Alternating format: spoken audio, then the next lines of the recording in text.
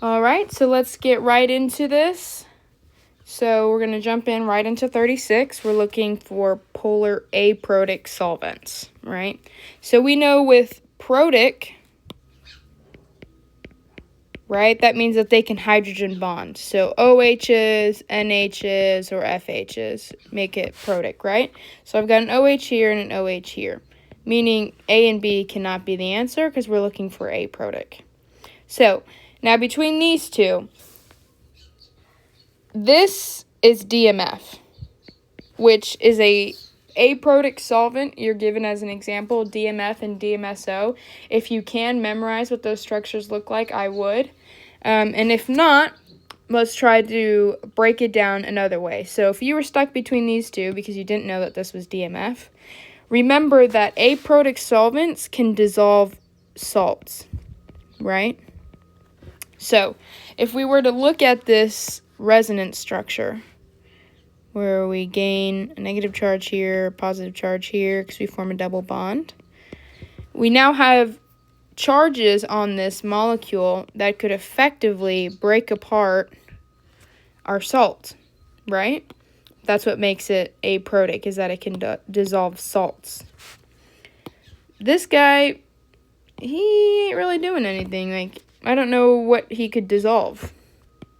So, it wouldn't make a good solvent because a solvent is meant to dissolve your product inside of it so you can do chemistry to it. And if you can't do that, it doesn't make a good solvent. So the answer is C.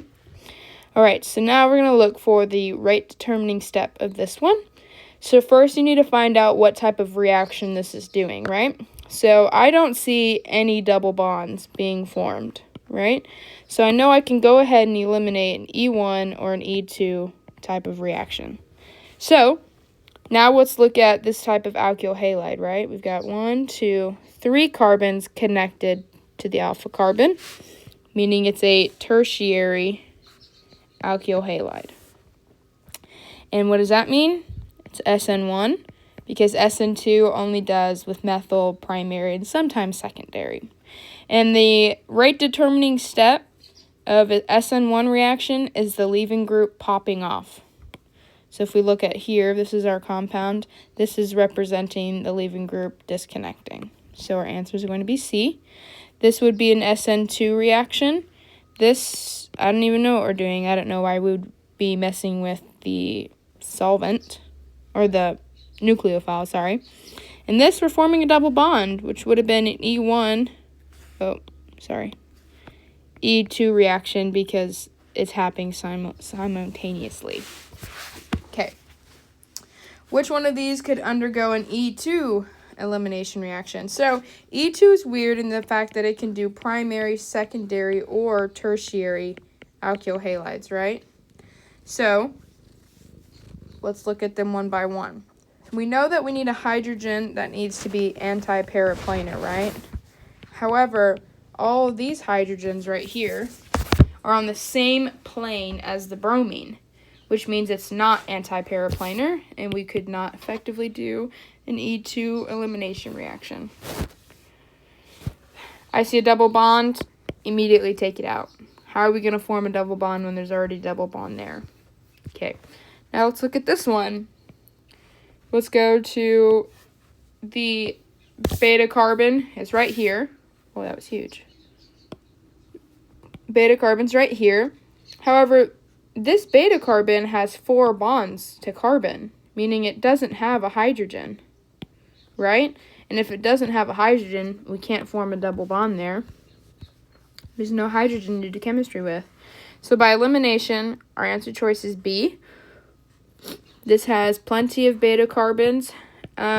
We probably wouldn't use this one because there's a bit of steric hindrance, right, as the bromine comes off, trying to take one of these hydrogens right there next to it. But there's no hindrance over here on this carbon. A little bit on this one again because that bromine's right in that way. But this hydrogen seems good. So answer choice is B. Okay. All right, now we need to look at our starting material. So I see that we have formed a double bond, right? And this is a strong base. This is just solvent. So we formed a single double bond. There being 2 bromines here on answer choice D, there should still be at least 1 bromine left. This looks more like we're setting up to make an alkyne instead of an alkene. All right. So if this is a strong base, I know we're an E2, right? So let's do a little bit of carbon accounting as well to make sure that these answer choices all have the correct number of carbons. So we need a chain of 5 and then 3 substituents, but we should have a total of 8 carbons. So this one, 1, 2, 3, 4. We're missing a carbon. So B is not the answer choice. 1, 2, 3, 4, 5, 6, 7. This should have been a carbon. A can't be an answer choice either. 1, 2, 3, 4, 5, 6, 7, 8. So we have the correct number of carbons. And if this were to leave, we have hydrogens all over.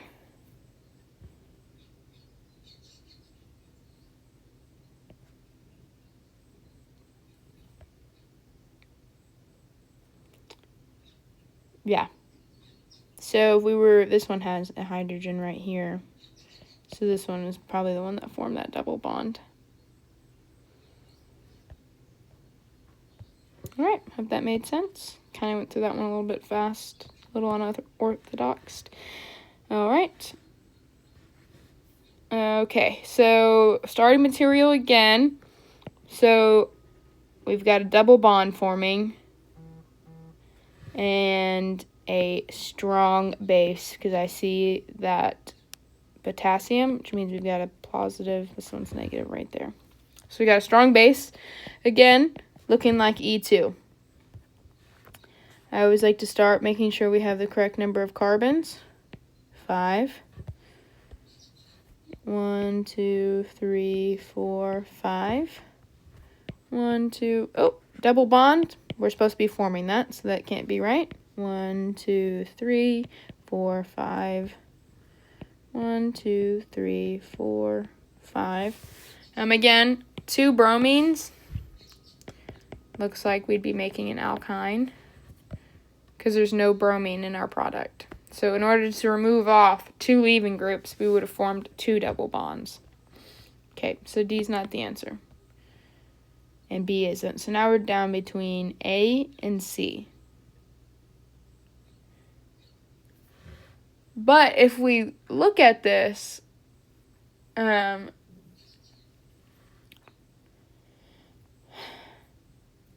if A were correct, right, that means somehow we would have changed our orientation, right?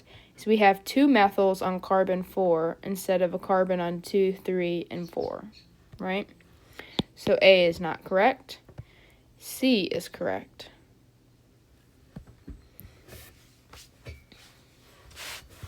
Okay, which one would most readily undergo E2? All right, now, so we got to find, all right, perfect. That hydrogen's not in the same plane.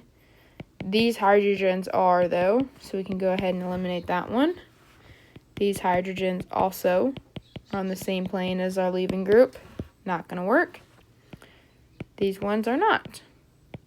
So now we're down between A and D, right? So we need to find the one that has the lowest energy conformation. And the way to do that is we do chair conformations, right? So we've got this.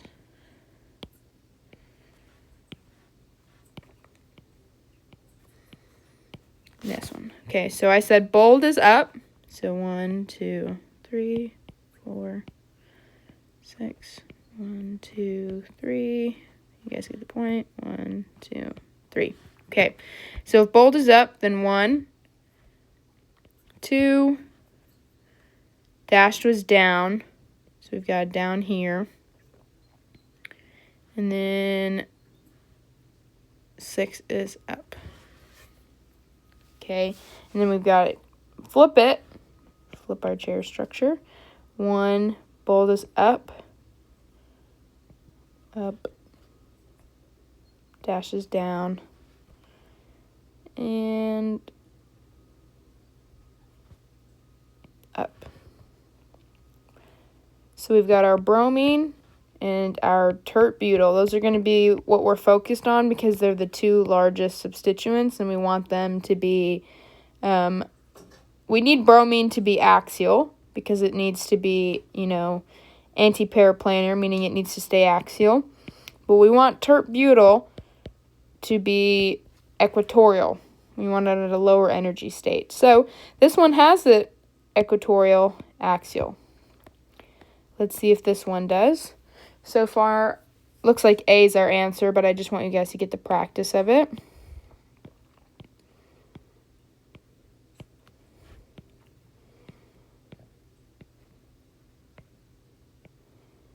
That one was ugly.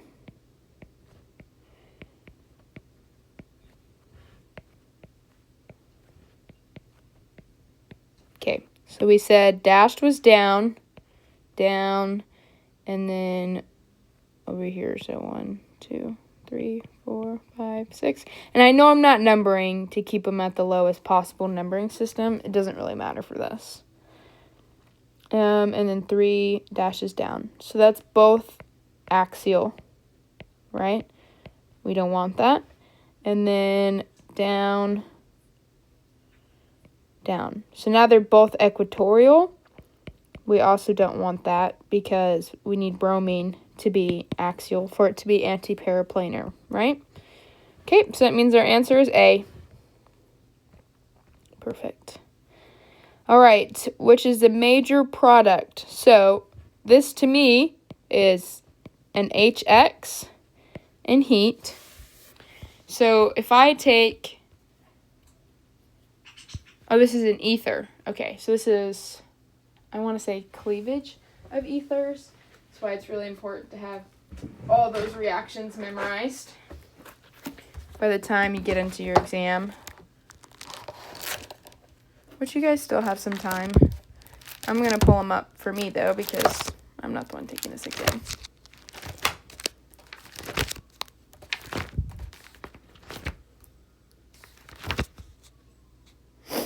Yes, so this is cleavage of ethers, like I thought.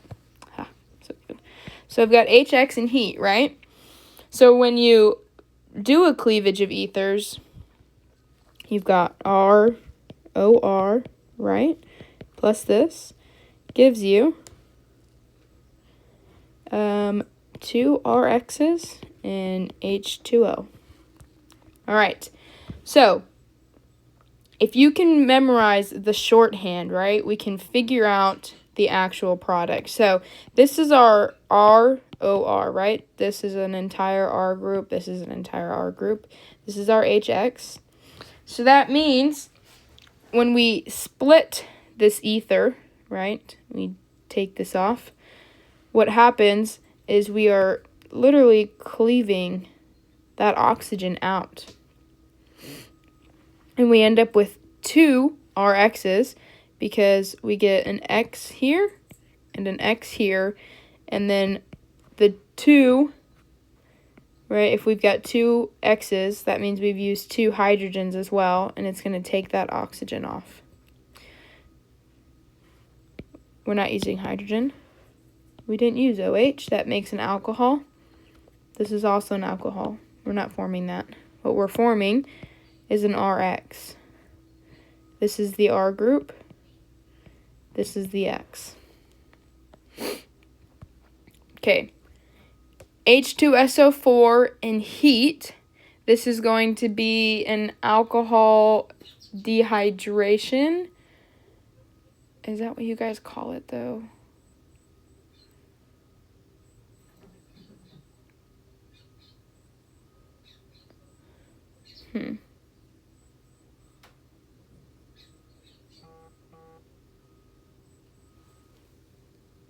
Yeah, this is acid catalyzed dehydration.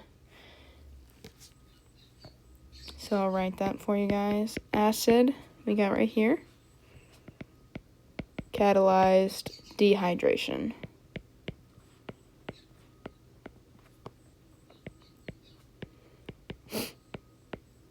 Okay, so that we take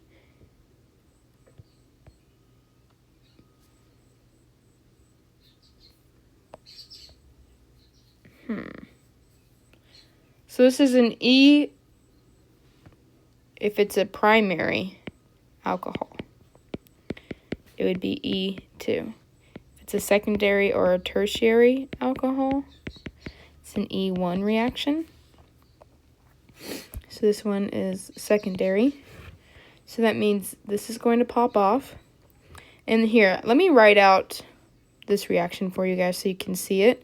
If you guys can do this, and I know it's hard, you'll get a lot better at it in OChem too, because all you'll do is reactions. But if you can write out the reaction and what's happening, it'd be so much easier to get your product. So we've got H2SO4, right? Oxygen has these lone pairs. They're going to steal a hydrogen. So then we get, sorry guys, I'm lazy. OH2, right? But that gives oxygen now a positive charge.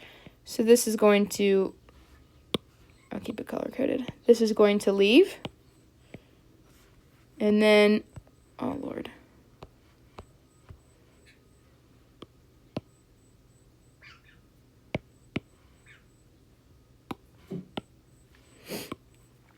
Now we've got this, right? So remember, this can rearrange. So this is a positive carbocation, and that makes it tertiary, or I'm so sorry. This is a secondary carbocation, right? If we tossed this methyl group there to the middle, then we would move our positive charge here, and it would be tertiary instead. So we're going to do that. I'm going to have to move downwards.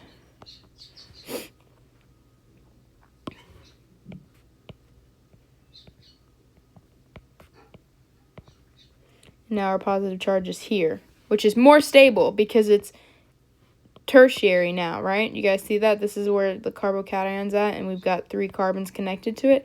So now we went from a secondary carbocation to a tertiary, so we're more stable, and then we can do our chemistry. So now our base, aka HSO4 minus, right? Our acid catalyst. With an acid catalyst, what makes it a catalyst is that when you start with it, you're going to end with it. Like it's going to reform itself during the reaction. So it does this by, we've got a hydrogen right here, right, on this, what's it called?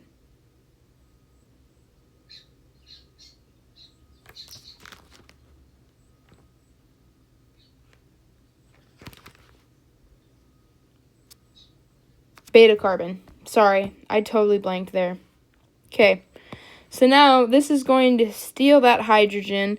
This hydrogen is going to go right there. We're going to form that double bond right there in the middle. And you get this, which is anthracois D.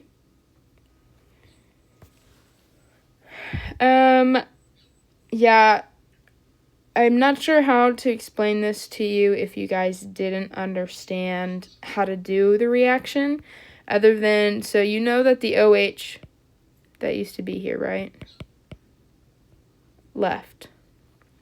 Forming a double bond here does not help either of the carbons, right, that lost a substituent. Forming a double bond here technically would help because we lost our OH, right? However, it didn't rearrange. Like this reaction, this product right here shows that it didn't rearrange, and and it would have because it wants to be more stable. It's E1, so it's taking its time in this reaction. It has time to rearrange.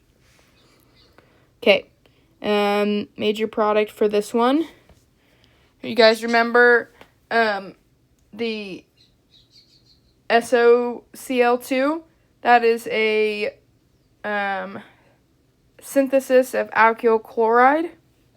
So we know we're making an alkyl chloride. So let's look. That is not an alkyl chloride. This is an epoxide. Get that out of here. So technically, yes, right? Like, that's the chlorine attached. But how did we form that? I don't know. And we don't form two, what's the word?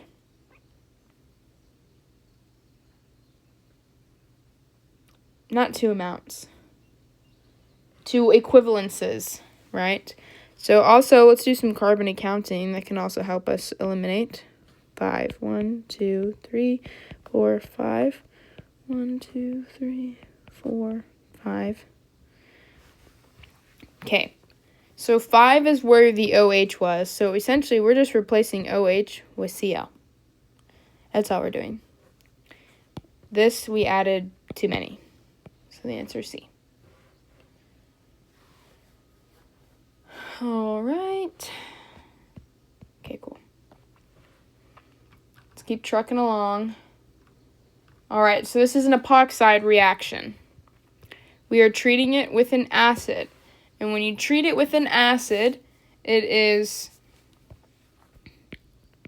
going to react like this. We take a hydrogen, and that turns us into OH. And this is positive because it now has that many bonds. It has 3 bonds now. And then our base here is going to attack from this side.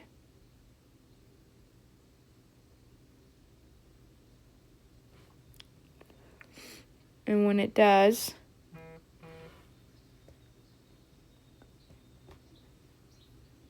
we're going to cleave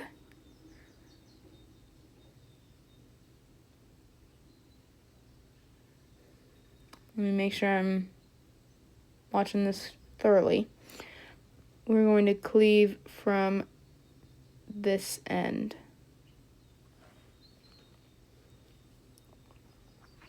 So then we get, and I know it gets really hard to see, 1, 2, or here. Number them if that makes it easier. 4, 5. 1, 2, 3, 4, 5. And then 5 was connected to that OH still. And 4 had this methyl group and now has an extra OH. Right?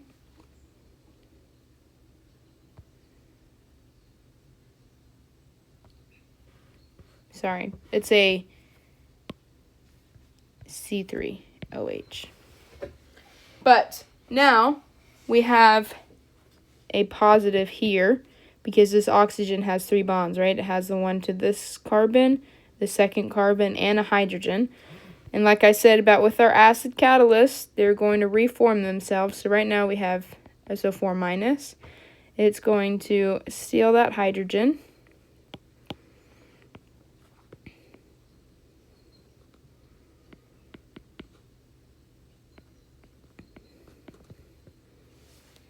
And we're going to look like that.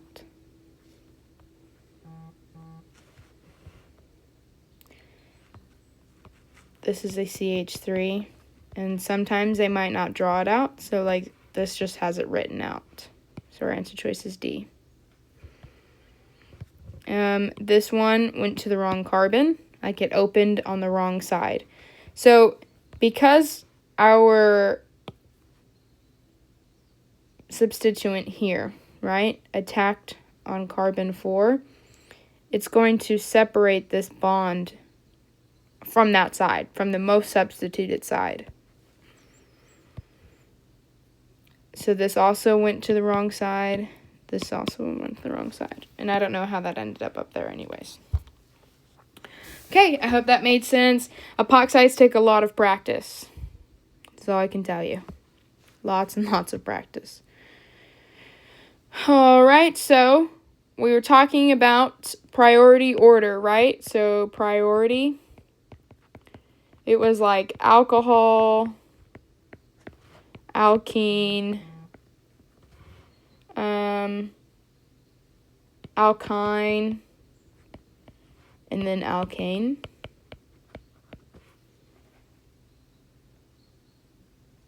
Okay, so that means we start our numbering that gets the alkene at the lowest.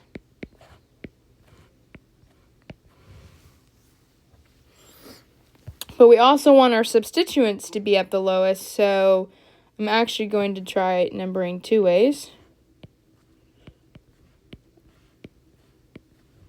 Right, so this gets us, the red numbering gets us 3, 3, 6. The black numbers gets us 4, 7, 7. Right? So that means, red numbering system takes the win.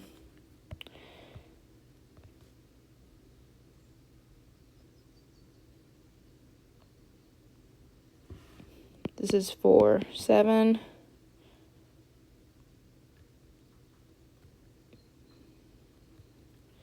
So this got 2s because it didn't number 1, 2 across the double bond, and you have to. Like, you have to number 1, 2 across the double bond. It can't just be 1 and then keep going, right? So D is wrong. And then 3, 6, 6. No. It was either 3, 3, 6 or 4, 4, or 4, 7, 7, sorry. So that means our only option choice left is B. Perfect. All right, so now we have to do it in reverse. Okay, so we know the alcohol's on carbon number 1, and the double bond should be on carbon number 3.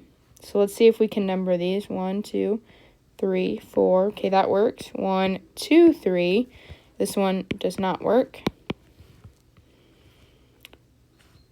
1, 2, 3, 4.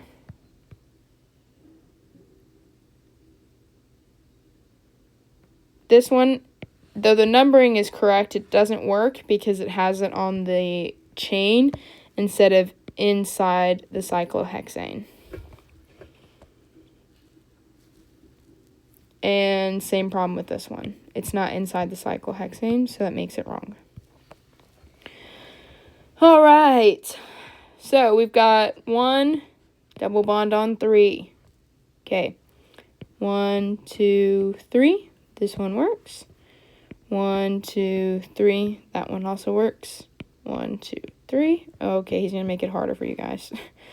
These all are going to work. Okay. And then we know that the methyl should be on carbon 2.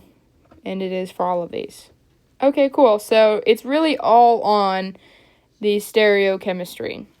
So this is our stereocenter. This is our stereocenter. This is our stereocenter. Boom. Okay. So priority 1, I'm going to pick carbon to an oxygen, I think beats carbon-carbon. So this one is priority 1. This one's priority 2. This is priority 3. And our bolded hydrogen is priority 4. So now we would think it's that way, but we actually have to flip to this because our hydrogen's in the front, so we have to rotate, right? So this is R. And then this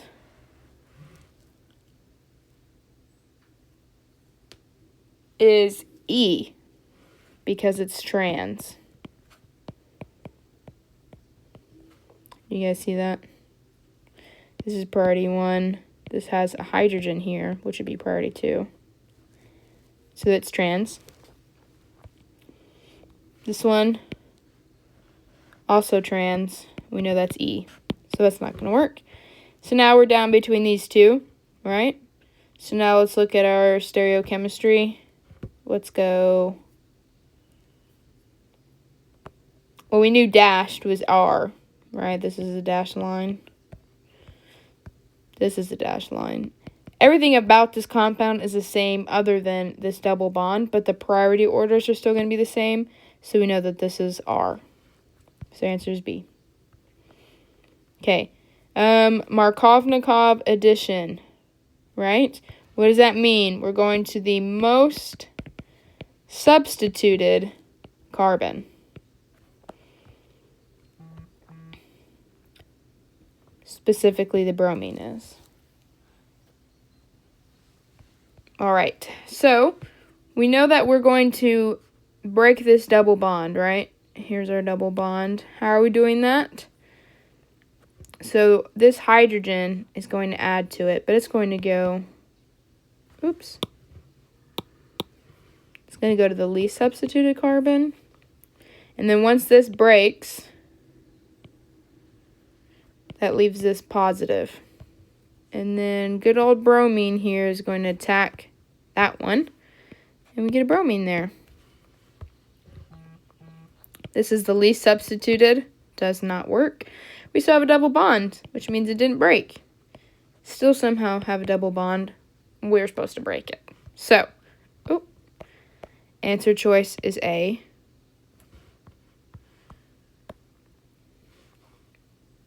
Is there a way for me to... No, okay. All right, let's see.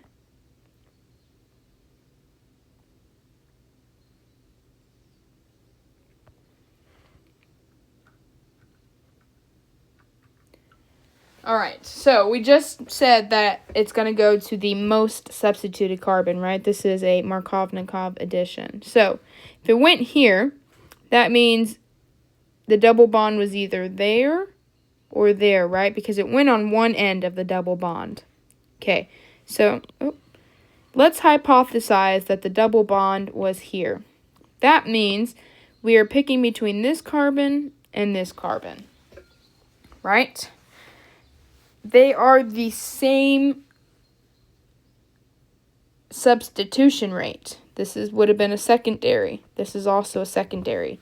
So it would have been really hard to choose unless we did a methyl shift, which would have changed it, right?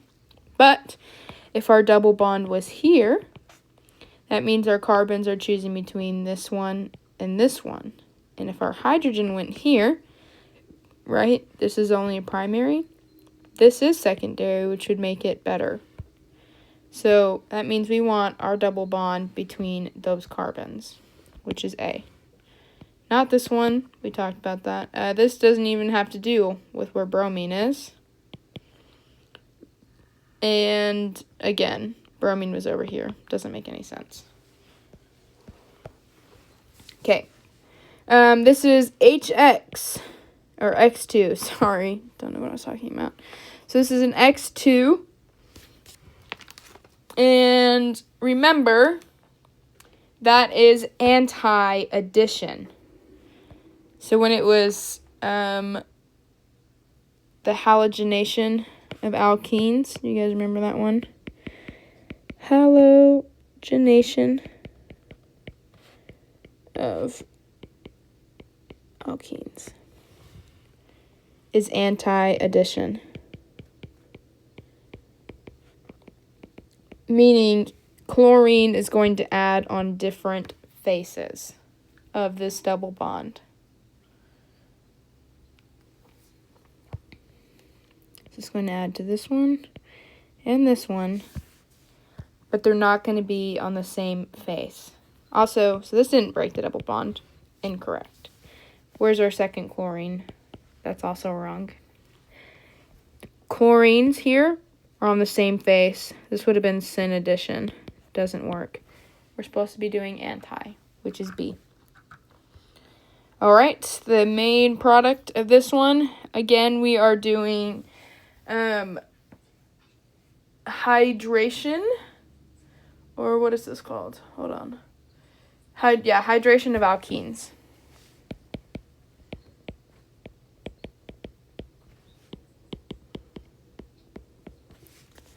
Which is just a double bond plus H2O with your acid catalyst.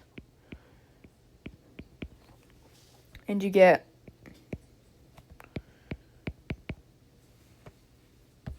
OH. And it's an Markovnikov addition, meaning our OH is going to the most substituted. Okay, so between these carbons in our double bond, which one is the most substituted? If you said the left, you get a cookie. Go reward yourself. That is correct. So this one, not going to the most substituted, right? Somehow we lost a carbon. That's wrong. Not the most substituted. Also, this carbon just had nothing to do with the double bond. I don't even know what I'm looking at here. This one. Perfect. Okay. Again, hydration. Oh, it's asking like definition-wise though. Okay. So if we were to add this, right? It's gonna come here. OH. Broke the double bond. H. There's no stereocenter. And if there's no stereocenter,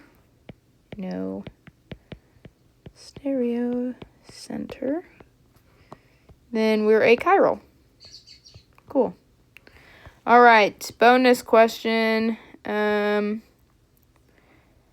associated with spontaneous left to right acid catalyst hydration shown. Oh gosh. Yeah, I just never understood this concept. I can't remember what delta S means. This is Gen Chem 2.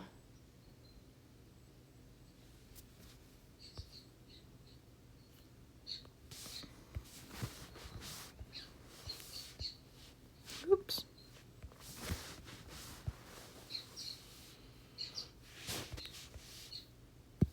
Okay, cool. Actually, maybe I have it. Okay.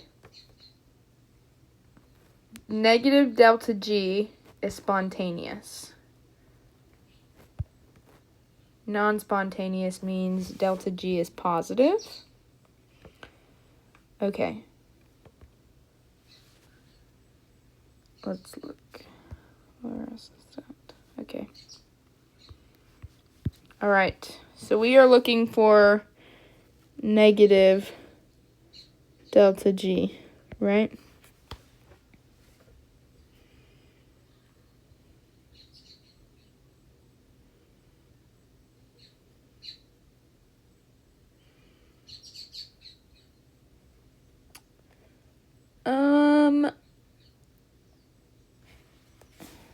I thought it was supposed to be. Let me look. Okay.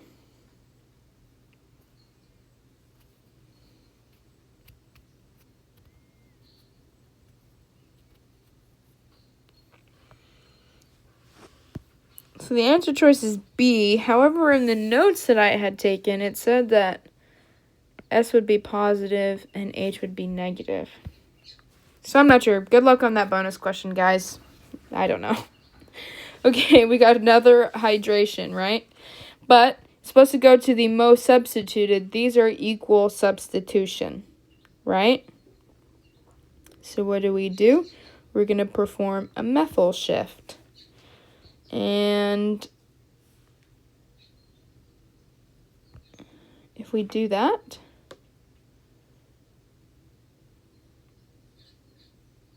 or hydrogen shift, sorry. Also, we can get rid of this. That was distracting me. There's two of them. We're not going to do that. So you can either do methyl shifts or hydrogen shifts. So let's say we add hydrogen to it. We break this double bond, right? Oh. Double bond is broken. And we've got hydrogen here, hydrogen here. Okay, so we can throw either one of those, and if we toss it, I'm going to throw this one here. So we added a hydrogen here. Here's that carbocation. I'm going to toss that hydrogen to it and move this positive charge here. Because right now, it's in this carbon, which is a secondary. If we move it to this one, it would make it tertiary. So now we've got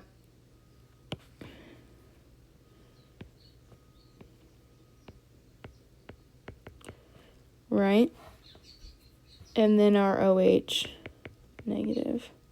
It's going to attach there. OH. There we go. Oh, I think I added a carbon. It's okay. Incorrect. That's what we're looking for. Ugh.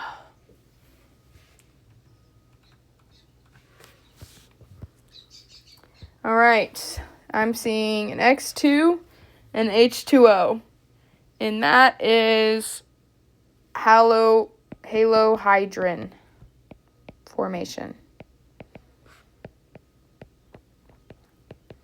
And this one is anti-addition. And the OH goes to the most substituted carbon. Okay, so between these two carbons, the one on the left is most substituted, right? So we got an OH there, and bromine's going to be on that side. But they're not going to be on the same face. So those are backwards. This one added another carbon. Added another carbon. So here we go. All right, I'm going to keep on moving. This one is a really weird one. Remember the hydroboration oxidation? Hydroboration oxidation. And this one is anti-Markovnikov. Means it does not go to the most substituted. It goes to the least substituted. Meaning we're going to add an OH to this carbon. And there's no rearrangement. I don't know how we added down there. This is the most substituted. Again, not sure why we're adding down there. So the answer is D. Again, same exact problem, right? I'm going to go to the least substituted carbon. And it's syn addition. Means it's going to add to the same face. So this would be anti-addition. That's anti-addition. We know we want it added to the same face. And it's only adding one equivalence. Wait.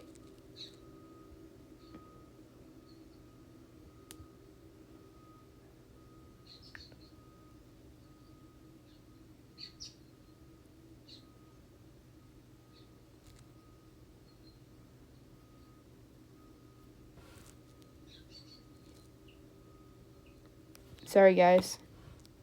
She's not syn addition. She's anti-addition. Yeah. Sorry, guys. Let me double check that. Oh.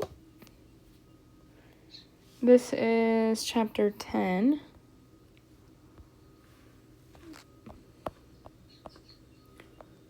Hydroboration. No, it says it's syn.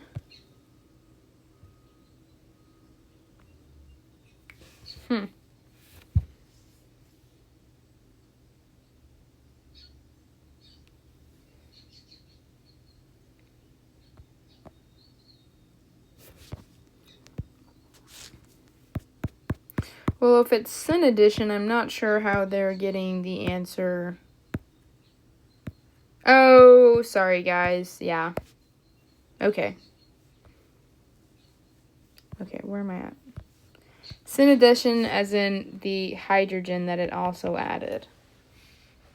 Right? To break the double bond is on the same face. Not that it's adding to the same face as the carbon. So it's still syn. It just looks like it's anti, but it's because the hydrogen being added is on the same face as the OH bond. There we go.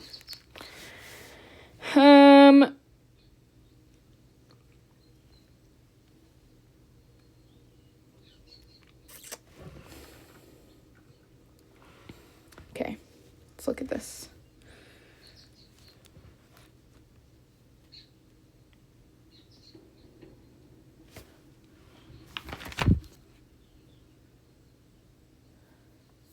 This first one, to me, looks like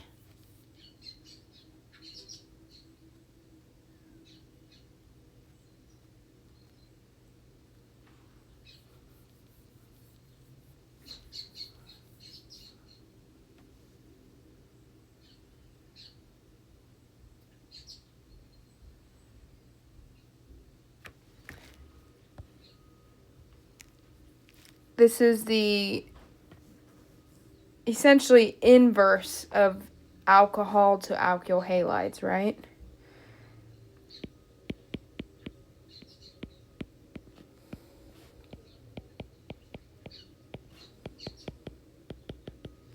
Because alcohol to alkyl halide is ROH plus HX gives you RX plus H2O, right? So if we inverse that, we have H2O plus RX. That gives you HX plus ROH. Here's ROH. This is our HX and the H2O. So this one's fine. Again, it's pretty much the same thing. If we had...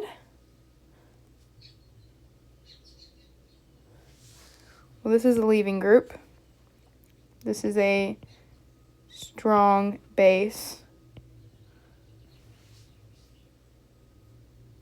or nucleophile, right? Because this would be an SN1 reaction. That checks out. Okay, this one is the acid catalyzed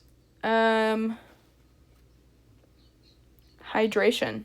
Acid catalyzed hydration.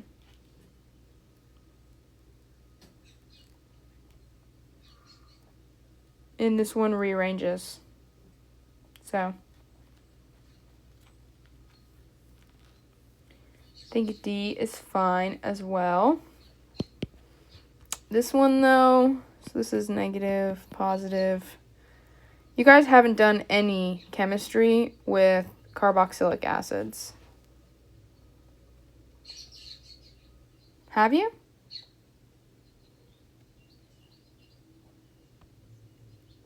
Wait. Hold on. I think you guys have.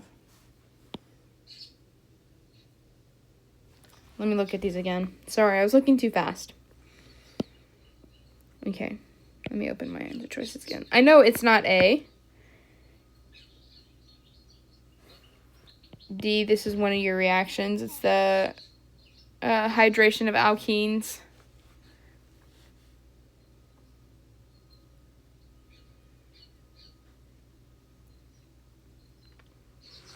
Let me write that.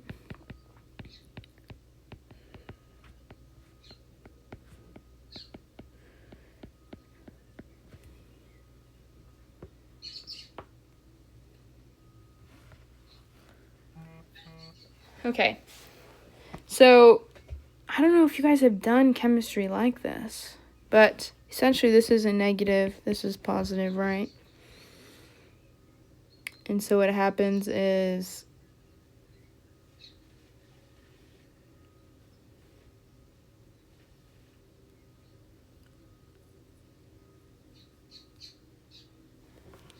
let me see if you guys have.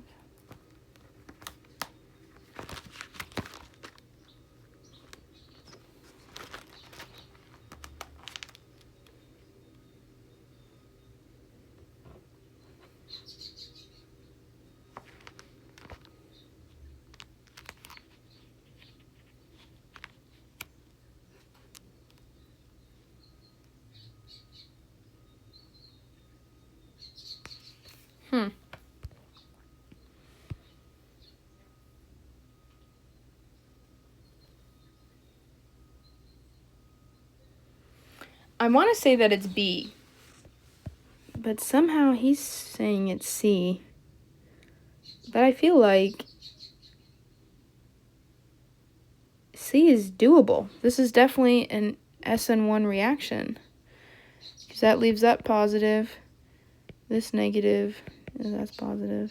That will go there. I think it's B. You know, he might have made an error making this. But, okay. Oops, sorry. Just gave myself the answer. I don't know why I did that. Okay. I think...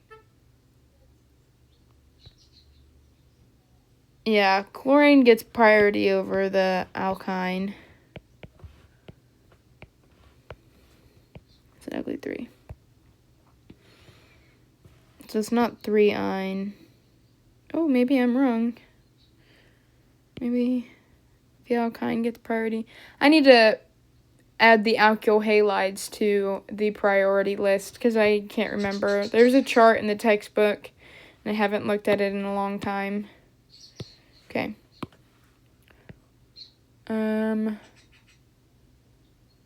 Okay. 1, 2, 3, 4, 5, 6, 7. So E and Z, that's only with alkenes, sorry, not alkynes. So all that was left is down to the numbering, and I think the alkyne gets priority. Yeah. Okay. But alkenes get priority over alkynes, so it's 1, 2, 3, 4, 5, 6, 7, 8. So it'll be 1 ene, 5-ine. Yeah, should be C.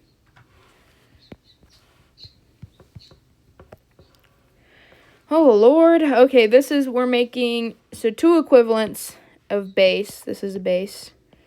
Makes an internal alkyne. This is an alkene. This is an alkene. Let's go ahead and get rid of it. This doesn't have any bonds, so that made it pretty easy for us. This is an internal.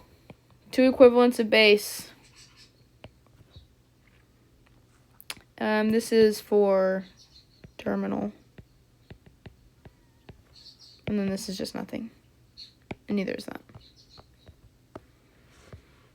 All right, major product below. So we've got base. We've got 1 equivalence of base.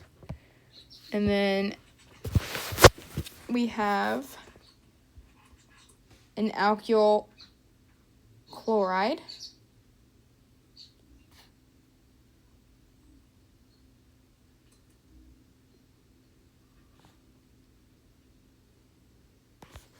Let me think.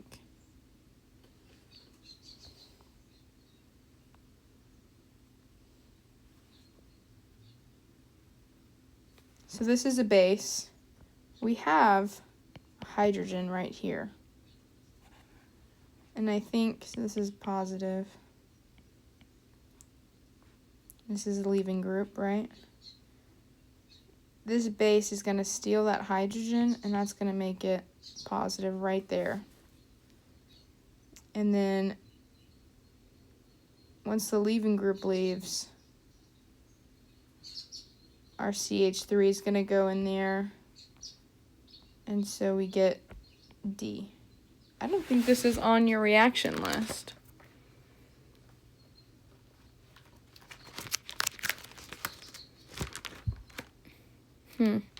He's asking you guys questions I don't know how you're supposed to answer, unless you guys were given more reactions than I was when I took the class. But, yeah. Good luck, guys. Okay, this is doing the same thing, where, like, this takes that hydrogen, which gives you a positive, and then your R group is going to attach there. So it should be A.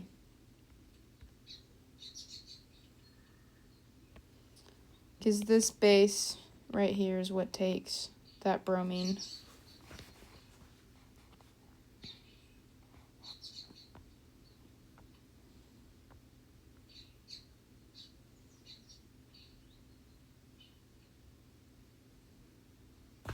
Okay, this is that weird one, the hydroboration oxidation. And if we took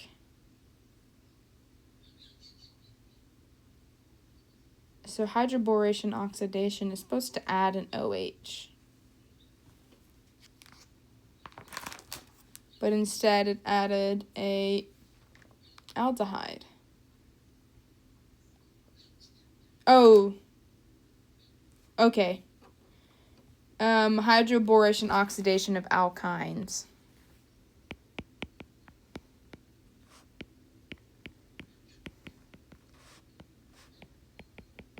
I was thinking alkenes.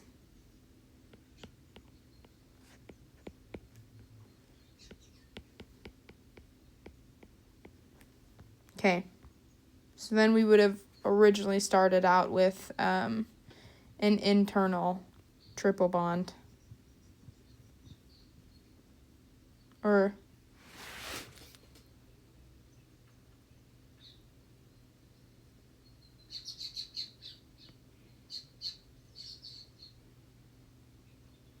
a terminal triple bond.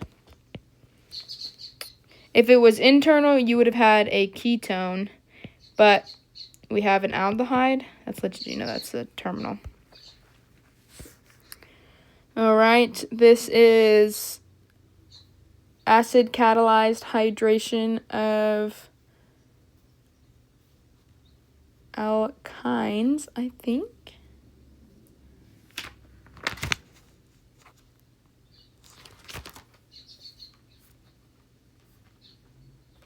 Yeah, acid catalyzed hydration of alkynes, and it's internal, so you're going to end up with a ketone, right? And it needs to be on the same carbon. 1, 2, 3, 4, 5, 6.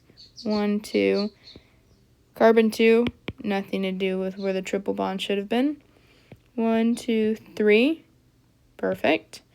You're going to make a ketone. This is not a ketone. This is not a ketone.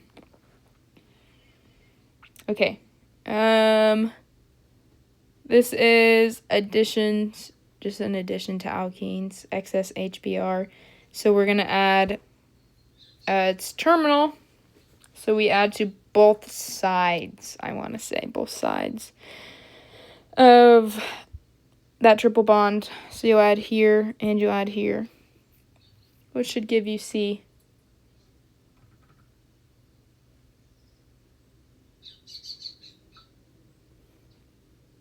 Let me see, though. Oh, no, that's just for... Okay, sorry. That's internal. Okay, internal, like if you were to have that, you'd add to both sides. But it's a terminal, so you just add to the one side. That's why it's very important you memorize your reactions, because mine are no longer memorized, which I should study that for my final.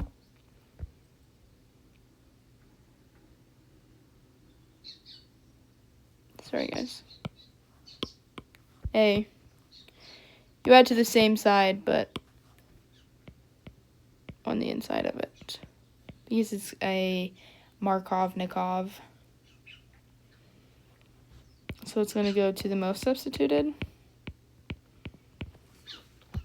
Okay. Last two. Starting to burn out. So I don't know if you guys can tell from the mistakes. I'm getting a little tired. Okay. 3 equivalents of base and an acid made a terminal alkyne. And terminals, they are formed from,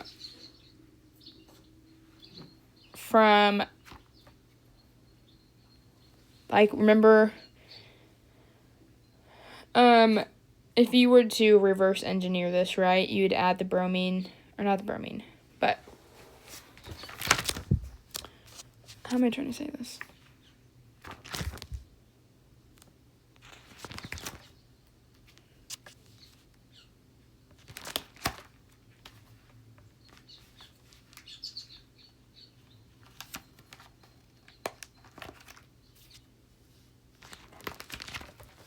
Where is this at? Hold on. Sorry, guys. Give me one moment.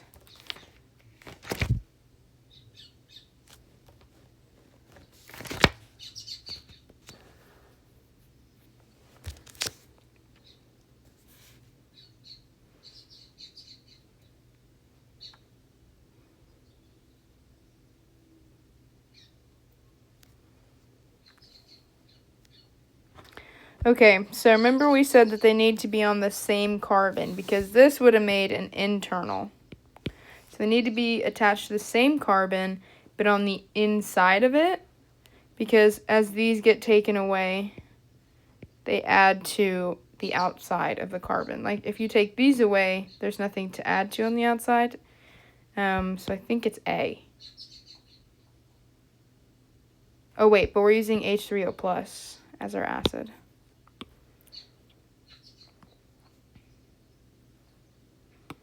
Hold on, guys. Let me start all over when I look at this. Okay. H3O plus, 3 equivalents of base. Oh! Would not be appropriate starting material. I'm not looking for the appropriate starting material. Well, then OH. Because these are all alkyl chlorides. This is not. Okay.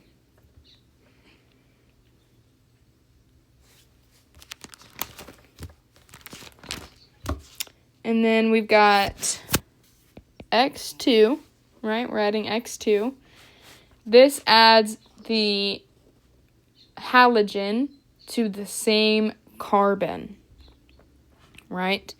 And it's going to be on the inside. It's the, oh, it doesn't say if it's Markov. I don't have if it's Markovnikov or not. I'm just going to add to the same exact carbon, so this is wrong. Excess.